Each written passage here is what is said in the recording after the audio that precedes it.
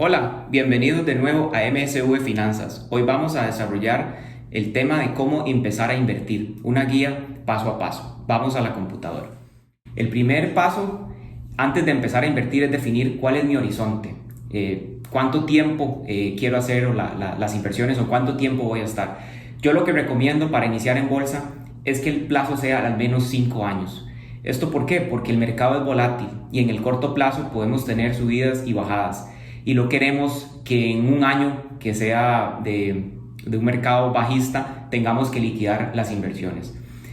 Aquí el mejor aliado en las inversiones es el tiempo. Entonces, iniciar lo antes posible, van a ver cómo hace la diferencia.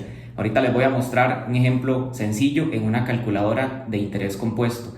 Como dice un refrán muy famoso, timing the market is better than timing the market. Lo que significa eso es que el tiempo que paso invertido es mucho más importante que tratar de predecir el mercado. Básicamente mucha gente no inicia en las inversiones porque dicen que no es el momento adecuado, que quieren esperar que el mercado baje, que el mercado está muy caro, y generalmente lo que eso hace es que nunca ingresen. Entonces vamos a ver un ejemplo sencillo de una calculadora de interés compuesto. Entonces por eso les decía, el tiempo es nuestro mejor aliado porque puede hacer que el interés compuesto trabaje de manera excelente para nosotros. Entonces asumimos que empezamos con $1, vamos a hacer una contribución de $300 mensuales, vamos a hacer esta inversión a un plazo de 30 años, por dar un ejemplo. La tasa de interés, vamos a utilizar la tasa promedio en la que ha rentado el Standard & Poor's 500 o lo que conocemos popularmente como el mercado de Estados Unidos, que ha sido aproximadamente un 10% los últimos 70 años. Y vamos a hacer el cálculo. Si aportáramos $300 en un plazo de 30 años, al final tendríamos casi $600,000.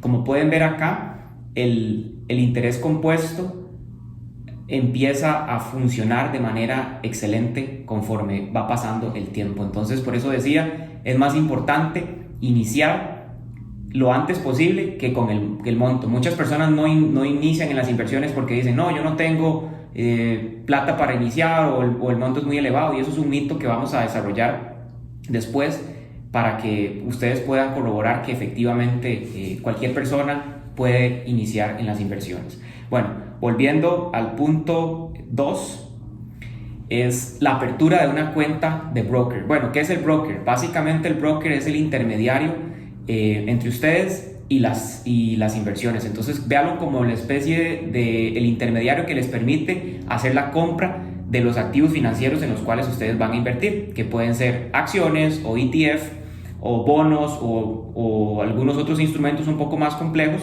que no vamos a desarrollar en este video.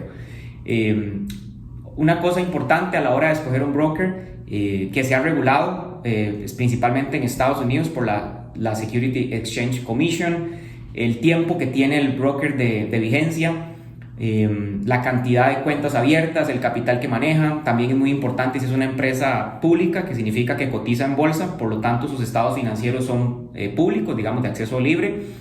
Y muy importante, si estamos haciéndolo desde Costa Rica o de algún país en Latinoamérica, pues que sea un broker que permita la apertura de cuentas para no residentes de Estados Unidos. En el caso particular y personal, yo utilizo 3 brokers, son los que personalmente he probado y me parecen muy buenas opciones. Entonces vamos a conocerlos rápidamente. El primero es TD Ameritrade. El detalle con TD Ameritrade es que es un broker que fue adquirido el año pasado. Bueno, fue adquirido en el 2019, pero se está dando el merge. Este año lo compró Charles Schwab, que también es uno de los brokers más antiguos de Estados Unidos. TD Ameritrade tiene la ventaja que no tiene monto mínimo para aperturar la cuenta. Se puede aperturar sin tener que hacer ningún depósito previo. No cobra comisión por la venta y la compra de acciones o ETF. Eso sí, es un broker que solo me da acceso al mercado de Estados Unidos. En segundo lugar, como les decía, tenemos a Schwab. Este es un broker también bastante antiguo, más de 50 años, es de los más antiguos y más sólidos de Estados Unidos. Tiene una cantidad increíble de cuentas aperturadas y la cantidad de capital que manejan. ¿Cuál es la única desventaja que tiene Schwab? El monto de entrada. Para aperturar una cuenta con Schwab necesitamos $25,000. Y el tercer broker que también me gusta mucho y es el que en la mayoría de los casos les recomiendo a mis clientes es Interactive Broker. ¿Por qué Interactive Broker? Bueno, primero que todo porque no tiene monto mínimo de apertura de cuenta. Entonces cualquier persona puede aperturar su cuenta acá.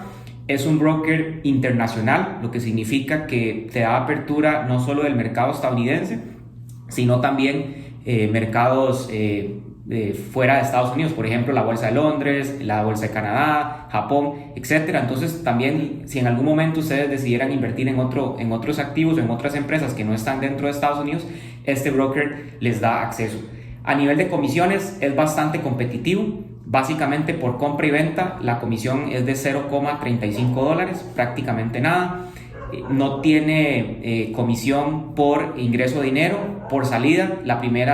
Una vez al mes te dan una transferencia sin ningún costo. Y muy importante, y una de las cosas por las cuales me gusta mucho y me gusta recomendárselo a los clientes, es que permite dos cosas que para mí son claves. Una es la compra automática de acciones o de ETF, por lo cual hace que sea muy sencillo, ¿verdad? El cliente envía el dinero y programa las compras y no tiene que estar pendiente de eso. De hecho, es la mejor forma hacerlo así, porque así la persona no mete las emociones en las compras y las ventas.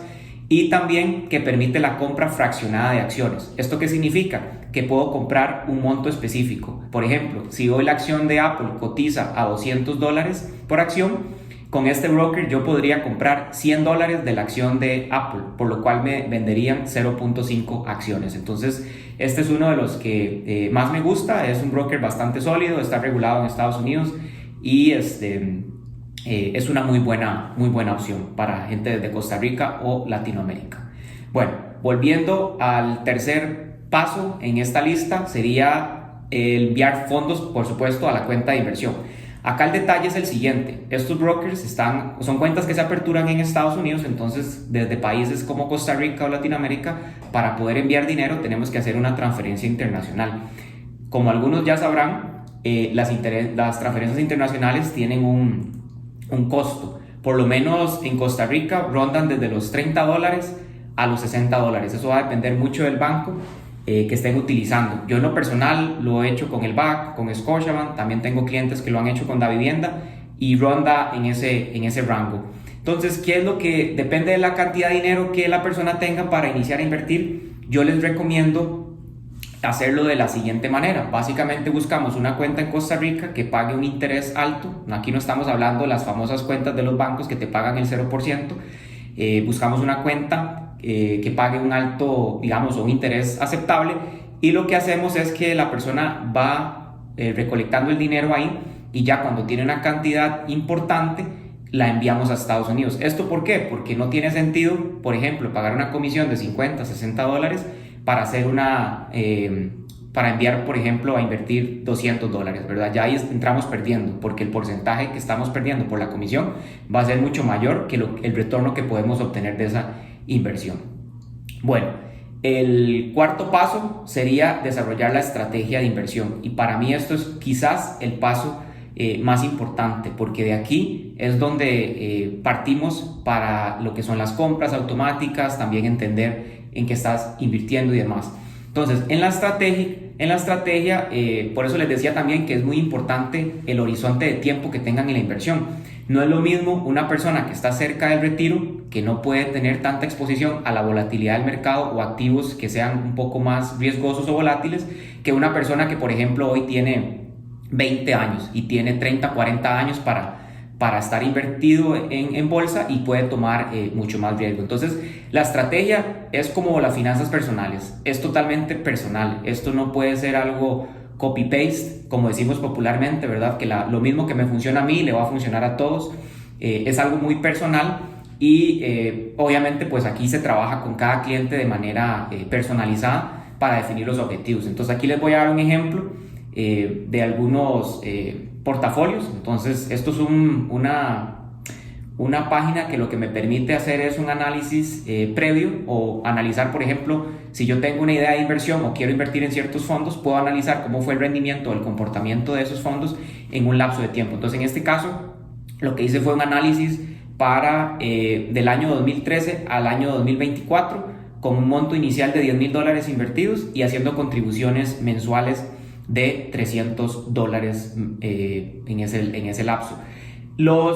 Aquí básicamente tengo 3 ETF, que esto obviamente pues podremos desarrollar solo un video para hablar de esto, pero para efectos prácticos tenemos el ETF del BOO, que básicamente es el que rastrea a las 500 empresas más grandes de Estados Unidos, o el famoso Standard & Poor's 500. Tenemos a QQQ, que es un ETF que rastrea las 100 empresas más grandes de tecnología de Estados Unidos.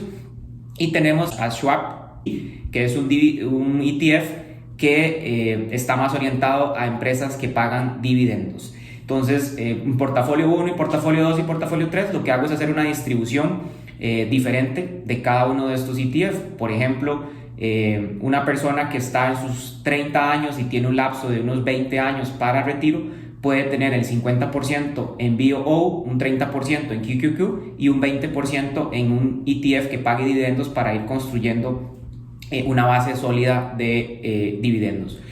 Un portafolio 2 podría ser distribuirlos equitativamente, un 33.3% cada uno. Y el portafolio 3, puede ser para una persona que ya está en el retiro o está muy cerca a la edad de retiro. Aquí podría tomar menos riesgo y más bien buscar un portafolio que le genere flujo de caja a través de dividendos. Entonces podría tener un 50% en el ETF que paga dividendos, un 10% en QQQ, que es un ETF de crecimiento muy volátil, que le permite que su portafolio siga creciendo, pero obviamente no representa un porcentaje alto que hace que en la totalidad el portafolio sea volátil, y un 40% en el Standard & Poor's 500. Bueno, ya con esto hacemos un análisis, ¿verdad?, los últimos 10 años, y vemos que los retornos de este portafolio son muy similares. Podemos ver que el portafolio 1 tiene una tasa anualizada de aproximadamente un 14.95%, el portafolio 2 un 15.10%, el portafolio 3, que es el que tenía menos riesgo, rentó un poco menos, pero como pueden ver acá en la columna del peor año, vean que en el peor año, en este lapso de 10 años, el portafolio 3, que está más orientado a personas que están cerca de la edad de retiro, tuvo un rendimiento negativo del 12%, a diferencia de los portafolios más agresivos, como el número 1 y el número 2, que tuvieron años en los que tuvieron una caída del 18% y 19%. Entonces, con esto nos referimos a definir una estrategia de inversión, que es básicamente cómo vamos a distribuir las inversiones de acuerdo al plan o al objetivo que tengamos. El cuarto paso es ya, ahora sí, una vez que tenemos la estrategia, pues hacer las compras. En este caso depende del monto con el que vayan a iniciar. Yo recomiendo iniciar con el core, o con el backbone o la columna vertebral de su portafolio, que en este caso podría ser un ETF que rastree al Standard & Poor's 500, que son las 500 empresas más grandes de Estados Unidos. Por ejemplo, el BOO. Esto es un ETF que, si ustedes pueden ver, estos han sido los rendimientos en los últimos años. Entonces, a la fecha va negativo, un 0,0.7%, lo que es lo que tenemos del 2024. El año pasado rentó un 21%. El promedio en 5 años ha rentado 14.64%, y en los últimos 10 años ha rentado el 12%. Bueno, y ustedes se preguntarán qué es un ETF. Bueno, ETF pueden imaginárselo como una bolsita que tiene acciones adentro. Entonces es como un instrumento financiero que me permite tener exposición a estas empresas sin tener que comprarlas yo de manera individualizada. Y ustedes se preguntarán, bueno, ¿y qué compone el BOO? Entonces, como les decía, son las 500 empresas más grandes de Estados Unidos. Entonces, para la mayoría van a ser empresas muy conocidas, que prácticamente usamos sus productos diariamente. Entonces, les doy un ejemplo. Aquí está la distribución de cada empresa dentro de este ETF o este portafolio. Entonces, como pueden ver, Apple pesa un 7%, Microsoft un 6.97%, Amazon, Nvidia, Google, Meta, que es Facebook, Alphabet, Tesla, Berkshire Hathaway y JP Morgan Chase. Entonces esas son las 10 empresas que componen las 10 empresas que tienen mayor peso en este ETF particular. Ok, y el siguiente paso, que yo también lo veo con mis clientes de manera personalizada, como mencioné al inicio, de acuerdo al tiempo que tenga la persona para invertir, también le podemos agregar un poquito de riesgo controlado. ¿Por qué? Porque lo que queremos es tener exposición a empresas que tengan una capacidad de crecimiento más elevada. Por ejemplo, las empresas de tecnología, ahora que estamos con todo este boom de la inteligencia artificial, pero eso va a depender mucho de cada persona, porque eso también hay que tomar en cuenta no solo el posible retorno, sino el comportamiento de la persona, cómo se va a sentir con las fluctuaciones que podría tener un portafolio más agresivo. ¿Cuál podría ser un ETF que nos daría esa mezcla o ese riesgo controlado? El QQQ, que ya se los mencioné, que este es un ETF que rastrea las 100 empresas de tecnología más grandes de Estados Unidos. Como pueden ver, la distribución o a las empresas, algunos nombres son comunes contra el BOO, pero vean el porcentaje o el peso que tiene cada una de estas empresas en ese ETF. Por eso lo hace un poco más riesgoso, pero a la vez también con posible retornos más elevados. Ya les voy a mostrar los retornos anualizados de este ETF. Entonces, si nos vamos acá, recuerden que en el BOO estábamos hablando en 10 años de aproximadamente, aquí lo teníamos para tener el dato de referencia, de un 12%. Para que se den una idea, lo que ha pasado en el QQQ, el año pasado fue una locura, un 47% aproximadamente de retorno. En 5 años ha rentado aproximadamente un 21%. Y en los últimos 10 años ha rentado un 17.61%. Es bastante absurdo, diría yo.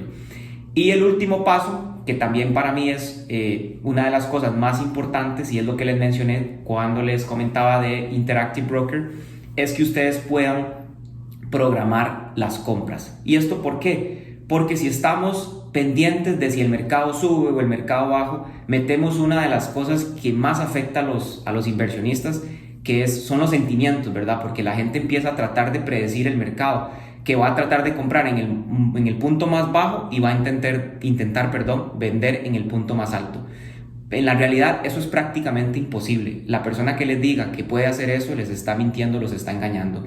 Ni los mejores inversores del mundo pueden hacer eso de manera consistente en el tiempo. Entonces, ¿cuál es la mejor estrategia de inversión? Hacer compras programadas, dejarlo que el portafolio crezca de manera natural y que no tenga ninguna intervención prácticamente de nosotros. Entonces, en Interactive Broker, como les mencionaba, bueno, ya se me cerró la sesión, pero les quería mostrar simplemente dónde se podrían dejar programadas las cuentas, las compras. Entonces, una vez que ustedes tienen la plata en el broker, pueden dejar programado al lapso que ustedes gusten, una compra por semana, una compra mensual, una compra cada 2 meses, y definir el monto que quieren comprar. Entonces eso hace que prácticamente la intervención de ustedes sea mínima. Y es la clave en esto de las inversiones, que sea lo más sencillo posible, porque si ustedes lo complican demasiado, muy probablemente lo van a dejar de hacer o no van a tener los resultados que podrían tener si simplemente lo dejan trabajar